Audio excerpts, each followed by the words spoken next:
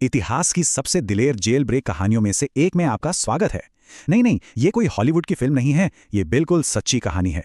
3 भारतीय पायलटों की, जिन्होंने कुछ ऐसा करने की ठानी जो लगभग नामुमकिन था। रावलपिंडी के एक ऐसे किलेबंद कैंप से भागना जहां से परिंदा भी पर नहीं मार सकता था। ये कहानी है उनकी जबरदस्त प्लानिंग, हिम्मत और आज़ादी की कभी न खत्म होने वाली चाहत की। जरा सोचिए, 13 अगस्त 1972 की एक अंधेरी तूफानी रात है। जगह है पाकिस्तान के रावलपिंडी का एक प्रिजनर ऑफ वॉर कैंप। ऊंची ऊंची कंक्रीट की दीवारें, ऊपर कंटीले तार और हर कोने पर बंदूक लिए गार्ड्स की नजर। मतलब ये एक ऐसी जगह थी जहां से भागने के बारे में सोचना भी बेवकूफ़ी थी। लेकिन इसी किले के अंदर 3 भारतीय पायलट चुपचाप एक ऐसा प्लान बना रहे थे जो सुनने में ही नामुमकिन लगता था। तो सवाल ये उठता है कि आखिर कैसे कैसे 3 लोगों ने ये सब प्लान किया। चलिए इस कमाल की कहानी की परतों को एक एक करके खोलते हैं। और इस पूरी कहानी के जो हीरो हैं वो हैं फ्लाइट लेफ्टिनेंट दिलीप पारुलकर, एक ऐसे दिलेर पायलट जिनके अंदर की आग ने ही इस ग्रेट एस्केप के प्लान को जन्म दिया था। बात है 1971 की जंग की। 10 दिसंबर को पारुलकर का सुखोई 7 फाइटर जेट पाकिस्तान के ऊपर मार गिराया दिया। वो दुश्मन की जमीन पर उतरे, बुरी तरह घायल थे, और इससे पहले कि पाकिस्तानी सैनिक उन्हें पकड़ते, एक गुस्साई भीड़ ने उन्हें घेर लिया था। किसी तरह सैनिकों ने उन्हें बचाया और फिर शुरू हुआ पूछताछ और टॉर्चर का सिलसिला एक अंधेरी कोठरी में। पूछताछ के दौरान ही पारुलकर की हिम्मत का पहला टेस्ट हुआ। एक पाकिस्तानी ऑफिसर ने उन्हें ऑर्डर दिया, आदमपुर एयरबेस का नक्शा बनाओ। सोचिए कितना प्रेशर होगा, लेकिन पारुलकर ने वैसा ही किया।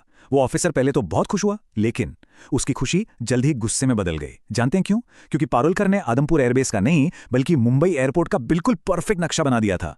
क्या शानदार तरीका था विरोध जताने का। जंग तो खत्म हो गई, लेकिन घर लौटने का इंतजार वो बहुत लंबा होने वाला था। और इसी निराशा से भरे इंतजार के बीच आज़ादी का एक बहुत ही दिलेर आइडिया पैदा हुआ। जैसे ही ढाका में पाकिस्तानी सेना के सरेंडर की खबर कैंप में पहुंची, सारे कैदी खुशी से झूम उठे। सबको लगा कि अब बस जल्दी ही घर जाएंगे। लेकिन दिलीप पारुलकर कुछ और ही सोच रहे थे। उन्हें पता था कि ये कागजी कार्रवाई, ये डिप्लोमेसी, इसमें सालों लग सकते हैं। उनके लिए हाथ पर हाथ धरकर बैठना और इंतजार करना कोई ऑप्शन नहीं था। उन्हें अपनी आज़ादी खुद हासिल करनी थी। शुरू में तो कोई उनके इस आइडिया के साथ नहीं था, लेकिन पारुलकर ने हिम्मत नहीं हारी और जल्द ही फ्लाइट लेफ्टिनेंट MS ग्रेवाल और हरी सिंह जी भी उनके साथ आ गए। बस बन गई एस्केप कमेटी। उनका प्लान बिल्कुल साफ था। भारत की हैवी सिक्योरिटी वाली सीमा की तरफ जाना बेवकूफ़ी है। वो भागेंगे अफगानिस्तान की तरफ। और मजे की बात यह थी कि उनके प्लान के सबसे जरूरी औजार, एक एटलस और एक कैसेट प्लेयर, उन्हें खुद जेल के कमांडेंट उस्मान हामिद ने ही तोहफे में दिए थे। तो चलिए अब देखते हैं कि ये प्लान बना कैसे।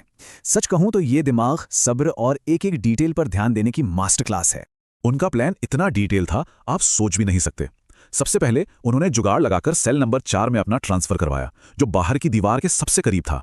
फिर बड़ी चालाकी से एक कैंची और एक पेचकश का इंतजाम किया, और फिर असली काम शुरू हुआ।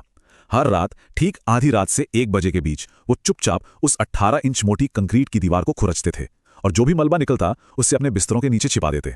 और तो और अपनी हरकतों को छिपाने के लिए उन्होंने अपने सेल का बल्ब भी फ्यूज कर दिया था, ताकि गार्ड अंदर झांकी ना पाए।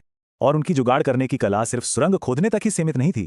बाहर निकलकर लोकल लोगों में घुल मिल जाने के लिए उन्होंने जेल के ही दर्जी से पठानी सूट सिलवा लिए, कैसेट प्लेयर के मैग्नेट और एक सुई से एक देसी कंपास बना लिया। रास्ते के लिए ड्राई फ्रूट्स और कंडेंस्ड मिल्क जैसे हाई एनर्जी फूड भी जमा कर लिए।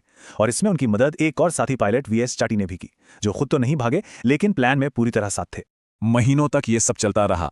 एक रात तो लगभग पकड़े ही गए थे। एक गार्ड ने अंदर झांका और उसे लगा कि सेल में 4 की जगह 3 ही पायलट हैं। वो चिल्लाता हुआ इंचार्ज को बुलाने भागा। ठीक उसी पल चौथे पायलट हरी सिंह जी, जो बिस्तर के नीचे छिपे थे, फौरन बाहर निकले और लेट गए। जब तक कमांडेंट उस्मान हामिद वहां पहुंचे, उन्होंने चारों को चैन से सोते हुए देखा और उल्टा गार्ड को ही डांट दिया। क्या कहते हैं, बाल बाल बचे। और फिर आखिरकार वो रात आ ही गई। 13 अगस्त 1972, एक तूफानी रात जो उनकी महीनों की मेहनत का नतीजा तय करने वाली थी। तेज हवा और जोरदार बारिश की आड़ में तीनों अपनी बनाई सुरंग से बाहर निकले।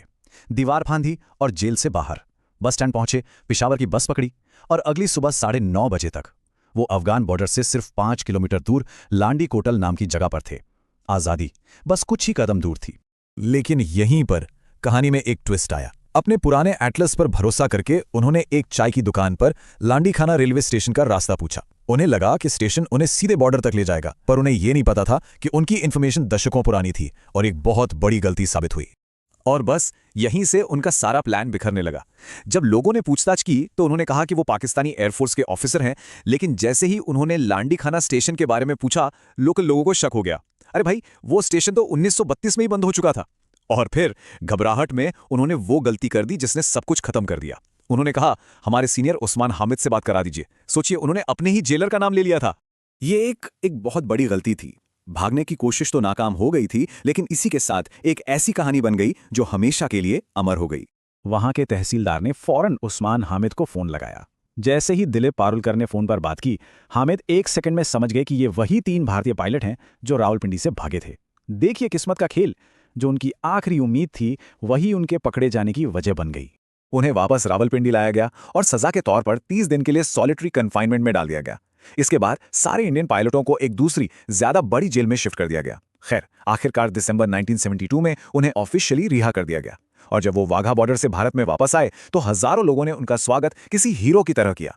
तो भले ही वो बॉर्डर पार नहीं कर पाए, लेकिन उनकी कहानी एक नाकाम कोशिश से कहीं ज्यादा बढ़कर है। ये इस बात का सबूत है कि इंसान की हिम्मत को, उसकी स्पिरिट को सलाखों और दीवारों के पीछे कैद नहीं किया जा सकता। ये कहानी साबित करती है कि सबसे मुश्किल हालातों में भी दिमाग और आजादी की चाहत हमेशा जीतती है। और रावलपिंडी की वो दीवारें, वो उस रात को शायद कभी नहीं भूल पाएंगी जब 3 लोगों ने उन्हें चुनौती देने की हिम्मत की थी।